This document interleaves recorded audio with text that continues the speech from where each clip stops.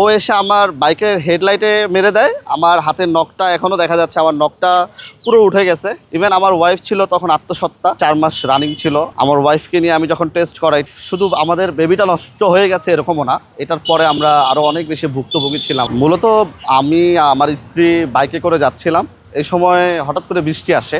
তো যেহেতু আমার বাসার পাশেই ছিল, তা আমি একটু স্লো করি, চিন্তা করলাম যে ঠিক আছে চলে যাই 200 গজ দূরে। এর মধ্যে একটা রিক্সা হয়তো বৃষ্টি দেখে এত জোরে টান দিয়ে আসে, আমার মনে হয় যে গলির মধ্যে স্পিড ছিল অ্যারাউন্ড 40-এর উপরে। তো আমি ওকে দেখে, আমার যেহেতু বাইক, আমি স্লো করে ফেলি। স্লো করার পরে ও আর ওর ব্রেকটা কন্ট্রোল করতে পারে নাই। ও এসে আমার বাইকের হেডলাইটে মেরে দেয়। আমার হাতের নখটা এখনও দেখা যাচ্ছে, আমার নখটা পুরো উঠে গেছে। ইভেন আমার ওয়াইফ ছিল তখন আত্মসত্ত্বা, তখন 4 মাস রানিং ছিল, আমরা টেস্ট করে আসতেছিলাম। এর মধ্যে আমার ওয়াইফ পড়ে গেল, আমিও পড়ে গেলাম। পড়ে যাওয়ার পর হাতের নখ আমার নাই হয়ে গেল। আমি প্রচণ্ড ব্যথায় কাতরাইতে থাকি।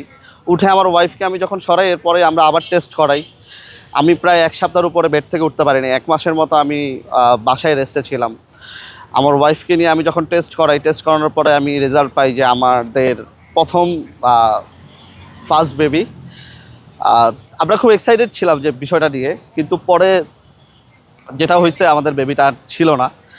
আমার ওয়াইফ, শুধু আমাদের বেবিটা নষ্ট হয়ে গেছে এরকমও না, এটার পরে আমরা আরও অনেক বেশি ভুক্তভোগী ছিলাম। আমি আমার ওয়াইফকে নিয়ে টানা 4-5 মাস, আমার ওয়াইফ মিসক্যারেজের পরে যে প্রবলেমটা হয়, এটা নিয়ে আমরা ভুক্তভোগী হয়েছি।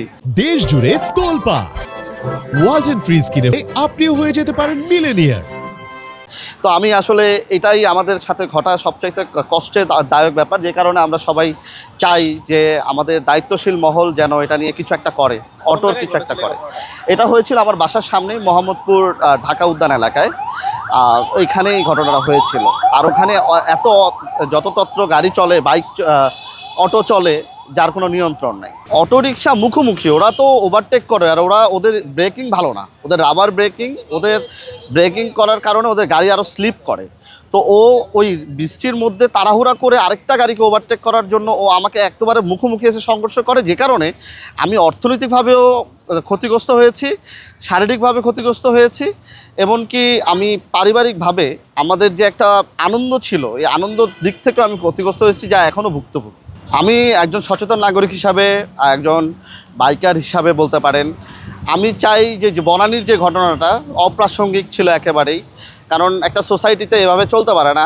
একটা যেখানে বিভিন্ন দেশের দূতাবাস আছে, বনানী, গুলশান, এমন এলাকায় আমরা দেখতে পেয়েছি ভিডিওতে একজন বিদেশি নাগরিককেও হেনস্থা করা হয়েছে, একজন বাইকারকে হেনস্থা করা হয়েছে, তার বাইকে ক্ষতিগ্রস্ত করা হয়েছে।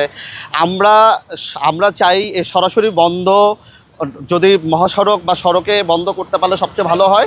কিন্তু এর চেয়ে আরেকটা, এর কোনো একটা প্রতিকার আমার মনে হয় গবেষণা ভিত্তিক এটা একটা কাজ করা উচিত।